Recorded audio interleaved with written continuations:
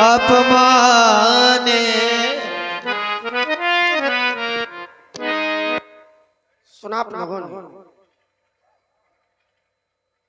धनुष तोड़ने वाले के विरोध में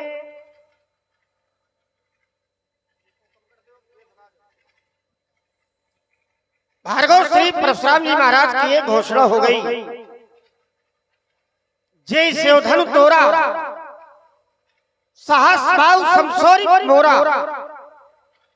सो बिलगाव विहाई समाजा अरुणत मारे जिन्हें सब राजा। धनुष तोड़ने वाला सो माने वहां, बिलगाव माने बिलग हो जाए, विहाई माने छोड़कर, समाजा माने समाज को।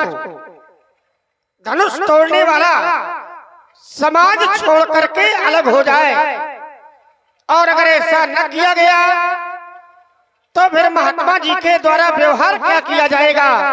तो कह रहे कि एक दो राजा न मारे जाएंगे, क्योंकि एक दो राजाओं को मारने से बाबा जी का काम बनने वाला नहीं। न तुम्हारे जिन्हें सब राजा, सभी राजा मारे जाएंगे। क्यों?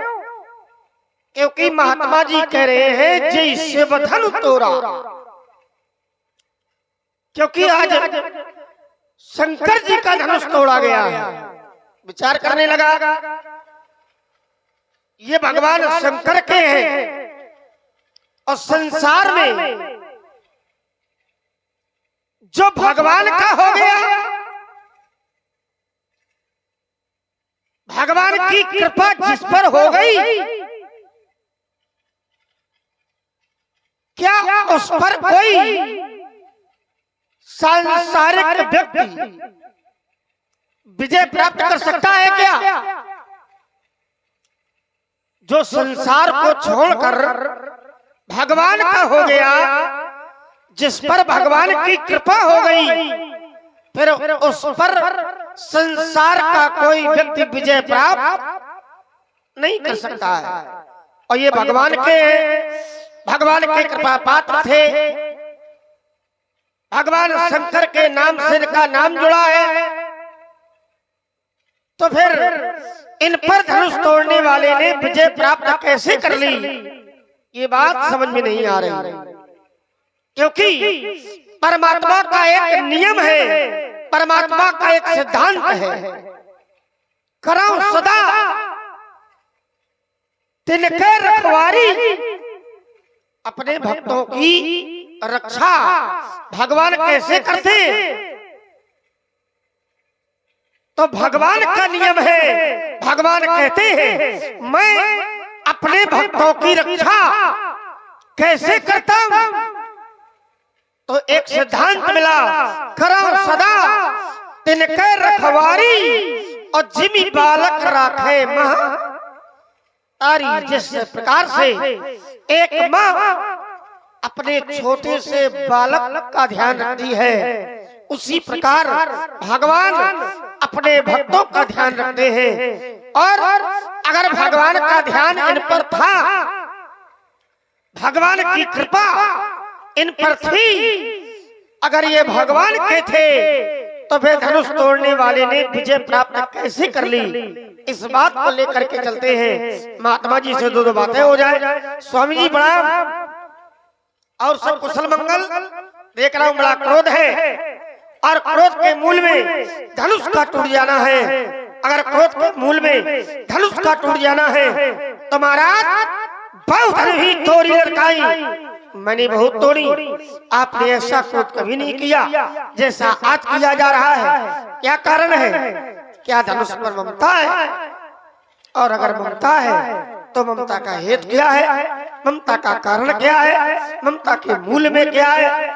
मैं जानना चाहता हूँ।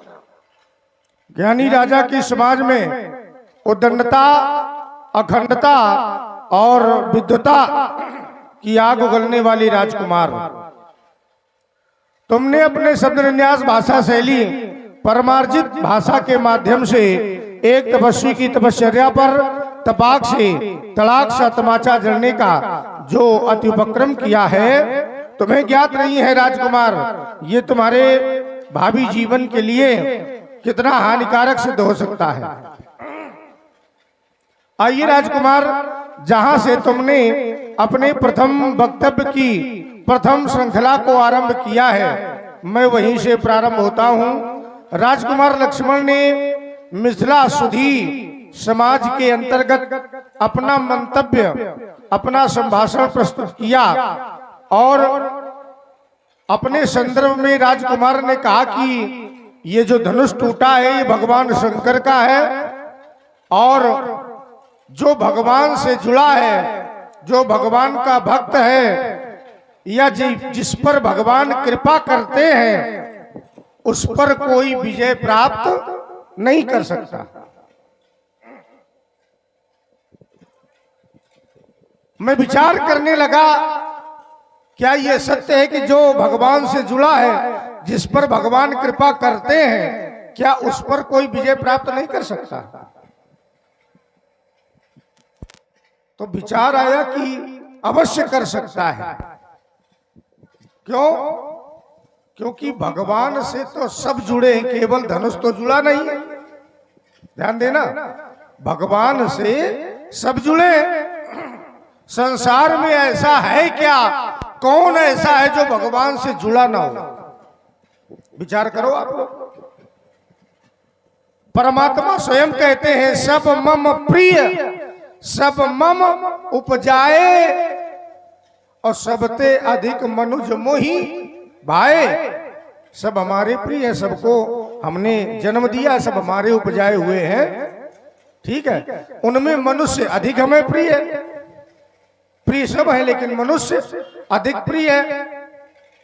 और लक्ष्मण कह रहा है कि जो भगवान से जुड़ा होगा उस पर कोई विजय नहीं प्राप्त कर सकता। तो ये मनुष्य भगवान से जुड़े हैं कि नहीं? बताओ। सभी मनुष्य भगवान से जुड़े हैं, और जुड़े होने के बाद भी क्या मनुष्य पर विजय कोई प्राप्त नहीं कर सकता? क्या मनुष्य पर कोई विजय प्राप्त नहीं करता है? करता है।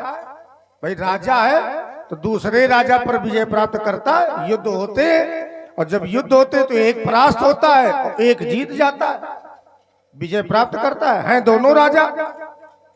ध्यान देना, दोनों राजा हैं, दोनों राजा में युद्ध होता है तो एक जीत जाता है और एक हार जाता है। तो जिसने विजय प्राप्त की वो भी भगवान का है, और जो हार गया वो भी भगवान का है। तो ये कैसे कह सकते हो कि जिस पर भगवान की कृपा होती है वो उस पर कोई विजय नहीं प्राप्त कर सकता? विजय किसी पर भी, विजय पाना अलग बात है और भगवान की कृपा होना अलग बात है ना?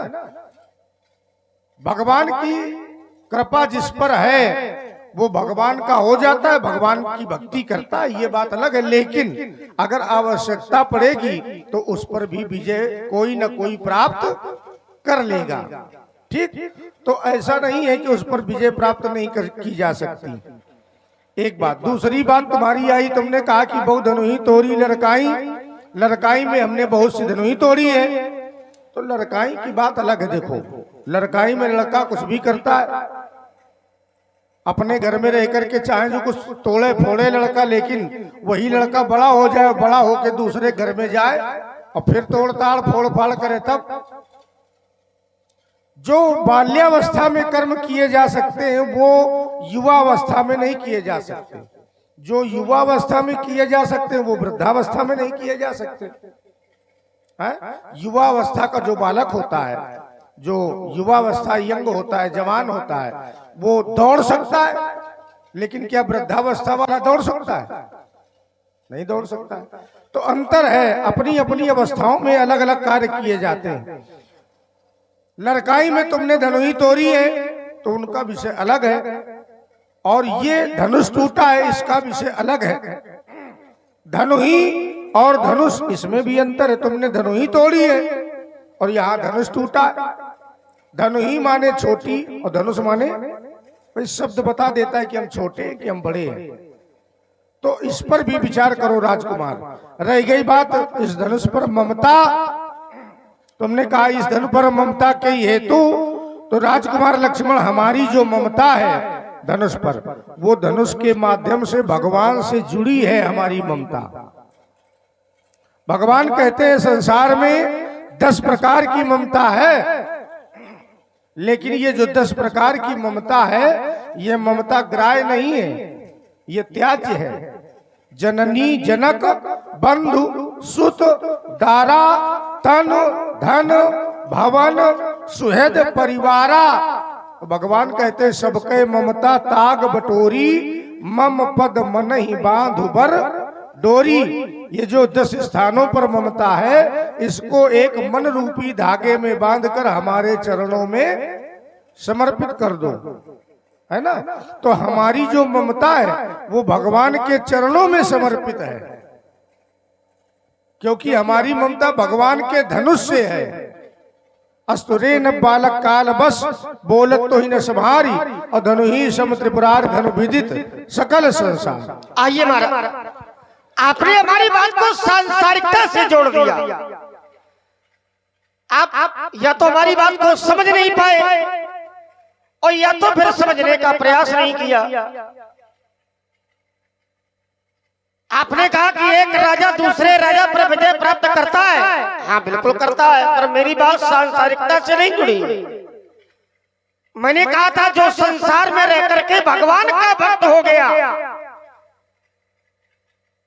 भगवान अपने भक्तों की रक्षा कैसे करते हैं? तो भगवान अपने भक्तों की रक्षा ऐसे करते हैं जैसे एक माता अपने बालक की रक्षा करती है। बात भक्त की है, और ये भगवान के भक्त हैं, भगवान के कृपा पात्र हैं। तो क्या संसार में कोई ऐसा व्यक्ति है जो भगवान का भक्त हो और किसी सांसारिक व्यक्ति ने उस पर विजय प्राप्त की हो? शब्दों पर ध्यान नहीं दिया। अगर शब्दों पर ध्यान देते तो ये बात न कहते। यहाँ तो आपने एक संसारिक व्यक्ति को दूसरे संसारिक व्यक्ति से जोड़ दिया। भगवान के बनाए सब है, पर क्या सब पर भगवान की कृपा है? सब पर भगवान की कृपा नहीं है।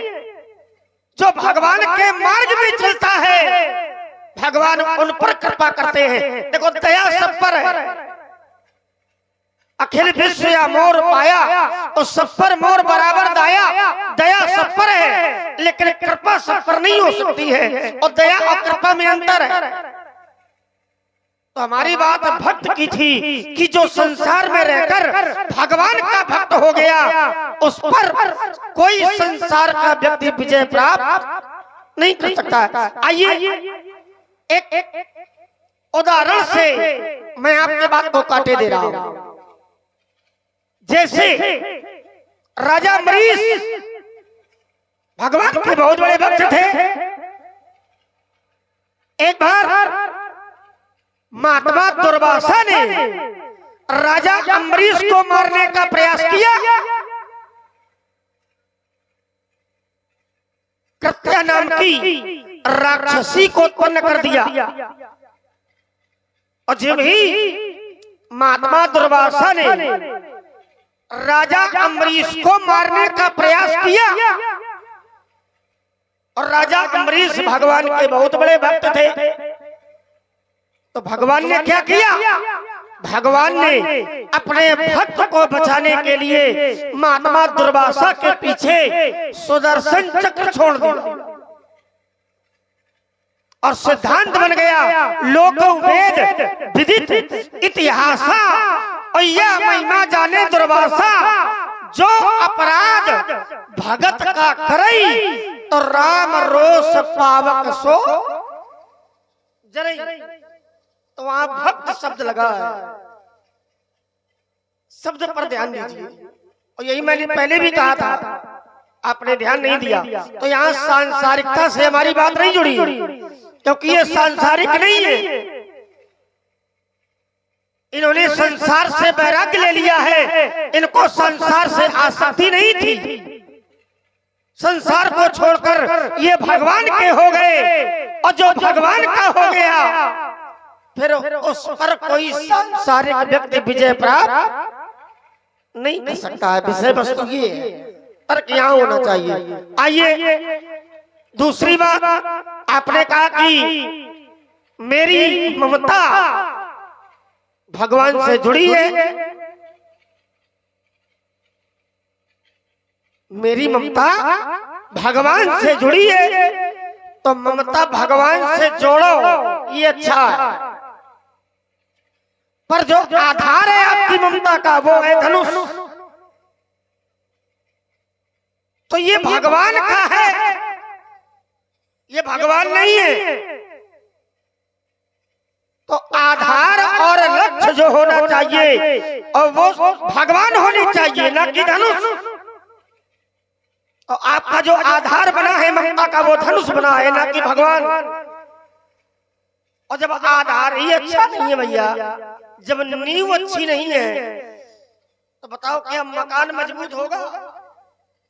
अब जब नींव अच्छी नहीं है, जब आधार अच्छा नहीं है, तो फिर लक्ष्य की प्राप्ति नहीं हो सकती है। इसलिए महाराज धनुष के प्रति जो ममता का आधार आपने बनाया, ये उचित नहीं है, ये अनुचित है। और अगर धनुष से ममता है तो ये ममता त्याज्य है। अगर भगवान से ममता है तो फिर ममता ग्राही है, ममता करनी चाहिए। तो भगवान से ममता करो, हमारा कोई विरोध नहीं है। लेकिन अगर आधार धनुष को बनाओगे तो महाराज फिर ममता का क्रम बदल जाएगा, फिर ममता त्याज्य हो जाएगी। दूसरी बात देखो, गुरुदेव भगवान के प्रति ममता नहीं होनी चाहिए। आपने 10 स्थान बताए, जननी जनक बंधु सुत दारा और तन धन भवन सोरद परिवारा, इनमें कहीं पर भी गुरु भगवान नहीं है।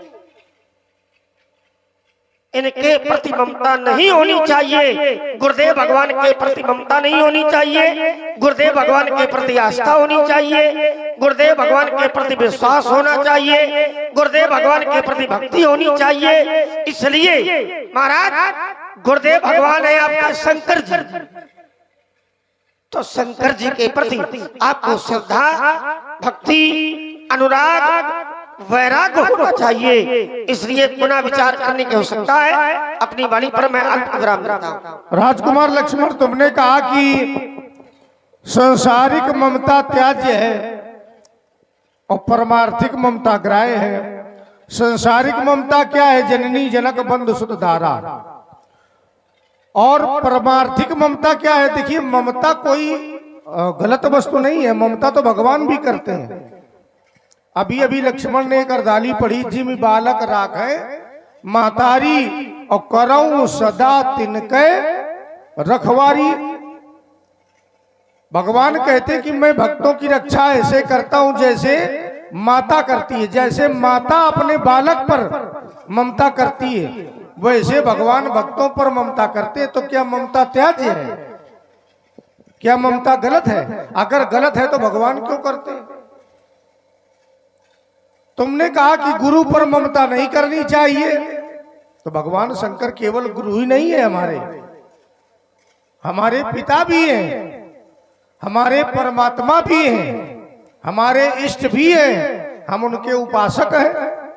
कर सकता है, हमने उदाहरण दिया था कि एक राजा है और दूसरे राजा से युद्ध करता है और विजय प्राप्त करता है। तो जो विजय प्राप्त करता है वो भी परमात्मा का है, और जिस पर विजय प्राप्त की जाती है, माने जो हार जाता है, वो भी परमात्मा का। तो बोले संसार से न जोड़ो। आपने हमारी बात को संसार से जोड़ दिया। अच्छा, हमने तुम्हारी बात को संसार से जोड़ दिया और हम कहते कि तुमने स्वयं अपनी बात संसार से प्रारंभ की है। तुमने स्वयं जो अपनी बात है वो संसार से ही प्रारंभ की है। बिना संसार के तुम्हारी बात का कोई औचित्य नहीं है। क्यों? क्योंकि तुम्हारा कथन है कि भगवान की कृपा जिस पर होती है उस पर कोई विजय प्राप्त नहीं कर सकता। तो भगवान की कृपा होती किस पर है? किस पर होती? विचार करो। उदाहरण तुमने दिया, किसका उदाहरण दिया? ऋषि दुर्वासा का है उदाहरण दिया तुमने। दुर्वासा जी चाहते थे कि राजा को मार दे या राजा का वध कर दे, लेकिन राजा पर भगवान की कृपा थी और भगवान की कृपा होने के कारण दुर्वासा जी पर चक्र छोड़ दिया गया। अभी अभी बताया। तो जिस पर भगवान की कृपा थी, क्या वो संसार में नहीं था? विचार करो आप लोग। जिस पर भगवान की कृपा थी, क्या वो संसार में नहीं था? कि दुर्वासा ऋषि संसार में नहीं थे? क्या ये सब कृत्य स्वर्ग में हो रहा था क्या? हमें तो लगता है सब संसार में हो रहा था। अगर संसार में न हुआ होता तो इतिहास में न लिखा जाता। इसलिए जो भी बात है वो संसार की ही है, तुम्हारी भी और हमारी भी। संसार की ही तुम्हारी चर्चा है और संसार की ही हमारी चर्चा है। अब तुमने कहा कि सब पर मोर बराबर दाया, बोले दाया दया में और कृपा में अंतर है। हमारी दृष्टि में तो कोई अंतर नहीं है और तुम्हारी दृष्टि में अंतर है, तो भाई तुम स्पष्ट करना। हमें तो लगता है कि वही कृपा है और वही दया है। क्यों भाई? भाई लोग कहते बोले भगवान की बड़ी दया है, कहते लोग बड़ी भगवान की दया हो गई तो ऐसा कार्य बन गया है। और कुछ लोग यही कह देते भगवान की बड़ी कृपा हो गई तो ऐसा कार्य बन गया। तो हमारी दृष्टि में तो जो कृपा है वही दया है। अगर इसमें अंतर है तो आप स्पष्ट करें, हम उसको समझेंगे और उस पर विचार करेंगे। आइए महाराज, पुनः विचार करने की आवश्यकता है। देखिए महाराज, कोई भी बात रखिए तो मौखिक वार्ता नहीं होनी चाहिए। देखिए हम जो रखते हैं उसका प्रमाण कहीं न कहीं से जोड़ करके आपको देते हैं। तो जैसे आपने कहा कि राजा भाई, मैंने कहा है कि संसार में रह करके जो भगवान का हो गया, हमारी बातों को आप समझ क्यों नहीं रहे? अच्छा, भगवान का पूरा संसार है तो क्या सब पर बराबर कृपा है भगवान की? अगर नहीं है तो फिर ये क्यों कहते हैं सब पर मोर बराबर दाया? अच्छा, अगर भगवान तो कहते हैं। अच्छा, अगर सब पर भगवान की बराबर कृपा है तो महाराज भगवान के 4 भक्त क्यों हैं फिर? अगर बराबर कृपा है तो फिर 4 भक्तों की कोटि क्यों बनाई गई? अब उसमें से प्रथम कोटि है, दूसरी द्वितीय कोटि है, तृतीय कोटि है और सबसे अंतिम चतुर्थ कोटि है। अगर कृपा बराबर है तो फिर 4 कोटियां क्यों? कौन सी कोटि?